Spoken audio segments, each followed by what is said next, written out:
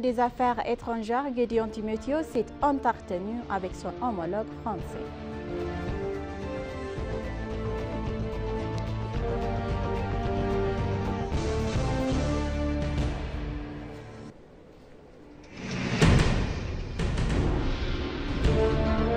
Le ministre des Finances, Ahmed Shideh, a rencontré les responsables de l'Union européenne et de la Banque européenne d'investissement.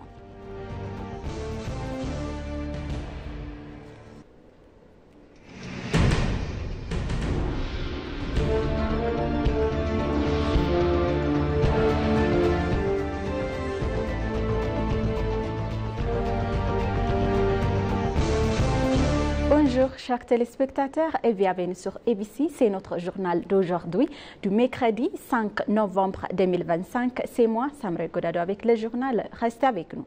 Le ministre des Affaires étrangères, Gédéon Timothéus, a rencontré son homologue français. Le ministre des Affaires étrangères, Gédéon Timothéus, a rencontré Jean-Noël Barrot, donc ministre de l'Europe et des Affaires étrangères de la France à Paris. Les deux ministres ont discuté de la coopération bilatérale et des questions régionales d'intérêt commun. Par ailleurs, en marge du forum d'investissement de l'Union européenne et Éthiopie, le ministre des Affaires étrangères, Gédéon Timothéus, s'est entretenu avec Jérémy Robert, conseiller spécial pour les affaires africaines auprès du président français sur les relations bilatérales et les questions régionales d'intérêt mutuel. Au cours de cette rencontre, le conseiller a souligné que suite aux discussions et aux orientations fournies par le Premier ministre Abiy Ahmed et le président Emmanuel Macron, la tenue d'un forum d'investissement représentait un succès important. Les deux parties donc ont affirmé que le forum contribuerait à consolider la relation bilatérale entre les deux pays. À cette occasion, le ministre Gédéon Timothéus a présenté un aperçu détaillé de la situation politique et actuelle de la région. Jérémy Robert a également indiqué que la France continue de soutenir le programme de réforme économique de l'Éthiopie et divers projets de développement et que ce soutien devrait se poursuivre.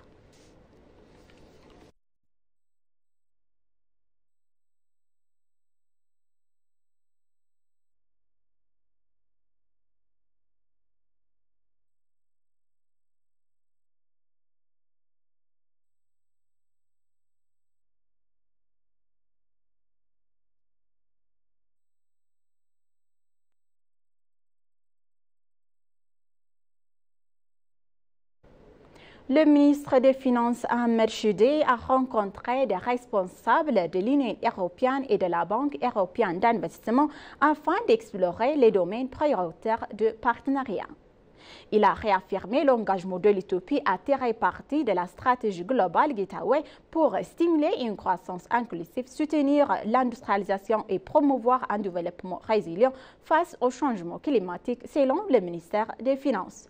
Le PDG de développement des parcs industriels et de la zone économique spéciale de Gedda ont souligné l'engagement du gouvernement éthiopien en faveur de la facilitation des affaires et de la transparence réglementaire et des partenariats publics-privés. Fessay Tagesu, PDG de EPDC, donc a déclaré que les zones économiques spéciales éthiopiennes ne sont pas seulement des pôles industriels, elles constituent également des portes d'entrée pour l'investissement, l'innovation et le commerce régional. Thomas Temesken, PDG de la zone économique spéciale de Gedda, a ajouté « La zone économique spéciale de Gedda propose aux investisseurs un écosystème entièrement intégré, doté d'infrastructures de poids, de services publics fiables et de solutions adaptées à leurs besoins. »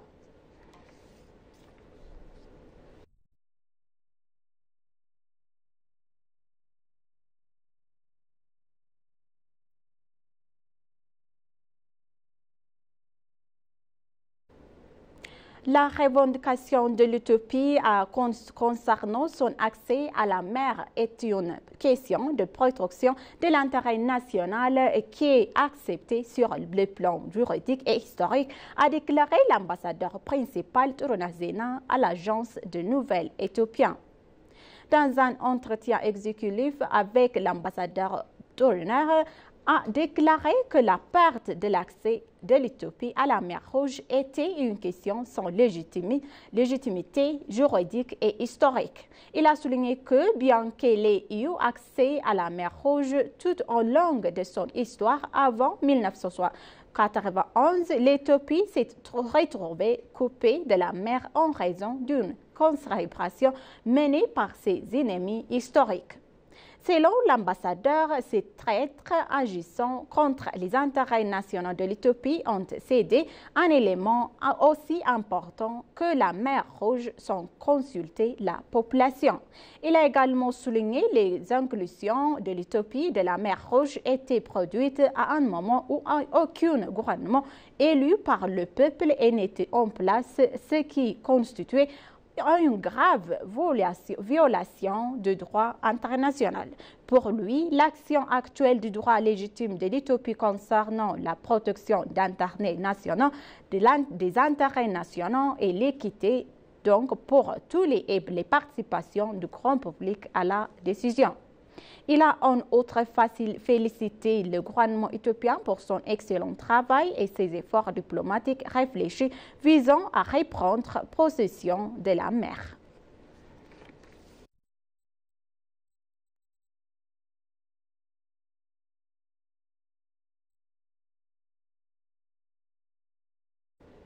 La police fédérale éthiopienne a annoncé avoir mené avec succès des anciennes et injustices contre des groupes terroristes grâce au renforcement des capacités opérationnelles obtenues lors de la reformation Leadership Challenge dépensée à ces cadres au cours du dernier trimestre. La police fédérale éthiopienne possède actuellement un bilan du premier trimestre 2018 en éthiopien calendrier.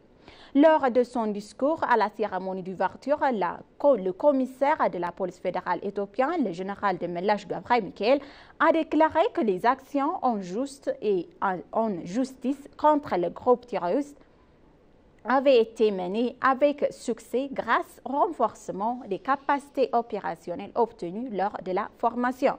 Il a donc réaffirmé que les principaux événements nationaux, continentaux et internationaux organisés par le pays avaient été menés à bien grâce à l'utilisation des technologies modernes et compétitivité au niveau national et international, déploiement des forces de police entraînées. Il a ajouté donc que des efforts ont été déployés pour améliorer encore les capacités logistiques, moderniser l'armement et les véhicules et renforcer considérablement les capacités opérationnelles de l'armée.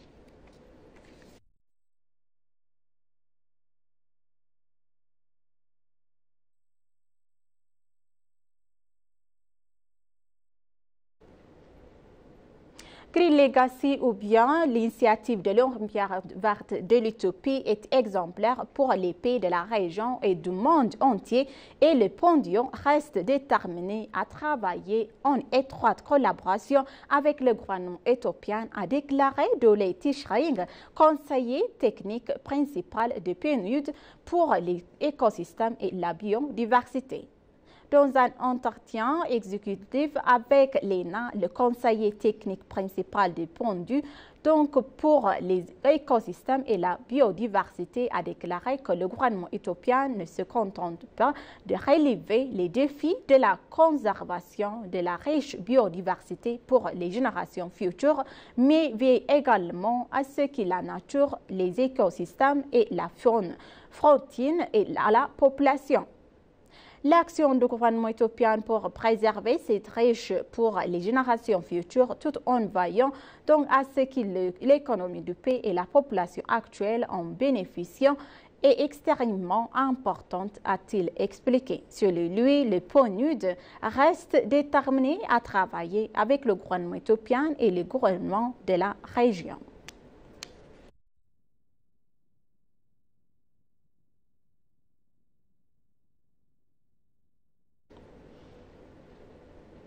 Les ambassades d'Éthiopie dans divers pays ont déclaré concentrer leurs efforts sur les activités permettant aux Éthiopiens et aux Éthiopiens d'origine éthiopienne de participer au développement du pays dont bénéficier ainsi que des opportunités d'investissement.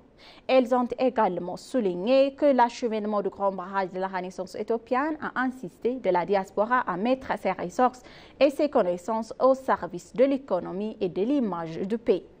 L'ambassadeur d'Éthiopie au Royaume-Uni et l'Irlande du Nord, Brooke McConnell, a déclaré à l'ENA que les Éthiopiens et les Éthiopiens d'origine éthiopienne contribuent au développement de la paix dans divers secteurs. Il a également indiqué que l'ambassade travaille en collaboration avec la diaspora pour lui permettre de jouer pleinement son rôle dans la réalisation d'activités qui joueront les bases de développement et de la croissance de l'Éthiopie. Le consul génération générale pour intérim de la République fédérale Éthiopie à Dubaï et dans les Émirats arabes unis du Nord, Asmelash Bekele, a déclaré que son bureau offrirait des services à de nombreux citoyens des Émirats. L'ambassadeur Fessoum Araga, directeur général du service de la diaspora éthiopienne, a également déclaré que les Éthiopiens résidant à l'étranger et ceux qui origine éthiopienne contribuent au développement de l'Éthiopie. Il a ajouté que la croissance rapide resterait en Éthiopie, le développement des corridors urbains et ruraux, les réformes macroéconomiques et l'autre réforme entreprise par le gouvernement ont créé un environnement donc favorable et durable à l'investissement.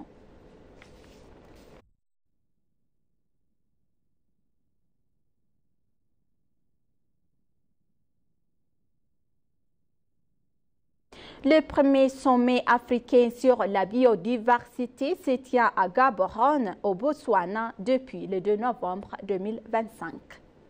Organisé sur le thème « Assurer la prospérité de l'Afrique par une utilisation durable de la biodiversité », le sommet abordera donc les ressources, les opportunités, les défis et les prochaines étapes concernant la biodiversité africaine. Dans son discours, Moses Valekati a souligné que les ressources naturelles de l'Afrique constituent non seulement un atout précieux, mais aussi un fondamental essentiel à la croissance économique, à la sécurité alimentaire et à l'identité culturelle du continent. Il a affirmé donc que la biodiversité et le patrimoine naturel représentent les ressources naturelles de la planète. Il a exhorté donc les pays africains à traduire leurs paroles en actes concrets et en résultats mesurables. Donc, le commissaire a appelé l'Afrique à devenir un chef de file mondial en matière de la conservation et de l'utilisation durable de la biodiversité, à élargir un meilleur héritage aux générations futures.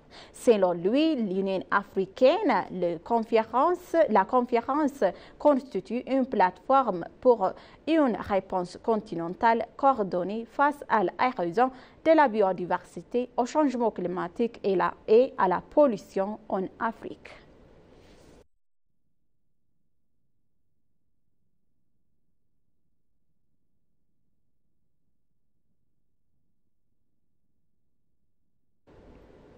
Le ministre de l'Innovation et de la Technologie a annoncé que Ethiocoder joue un rôle clé de la construction d'une économie numérique en renforçant la compétitivité numérique mondiale des citoyens.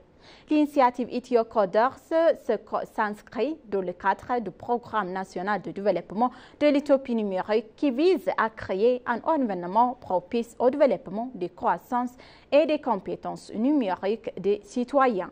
Soyum Mangasha, directeur exécutif du programme de l'économie numérique au ministère de l'Innovation et de la Technologie, a déclaré que l'infrastructure numérique contribue de manière tangible à faciliter l'accès aux services publics. Il a également déclaré que le programme de formation utiocodeur destiné à 5 millions de personnes, c'est un programme clé de développement des compétences, des connaissances numériques des citoyens s'inscrivant dans la stratégie Utopie numérique 2025. Il a enfin affirmé que le programme de formation utiocodeur renforce les compétences et les compétences numériques des citoyens. Il a enfin expliqué que le programme a ouvert de nouvelles perspectives en créant une ressource humaine riche en compétences et connaissances numériques et en modernisant la prestation de services.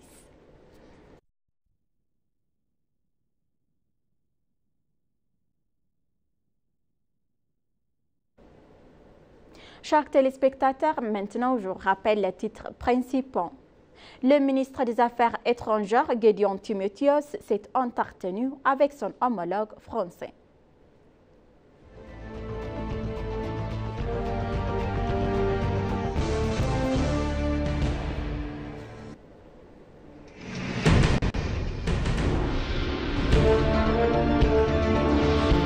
Le ministre des Finances, Ahmed Shideh, a rencontré des responsables de l'Union européenne et de la Banque européenne d'investissement. Merci, chers téléspectateurs, d'avoir resté avec nous jusqu'à la fin de notre journal d'aujourd'hui. Je vous souhaite donc une bonne journée.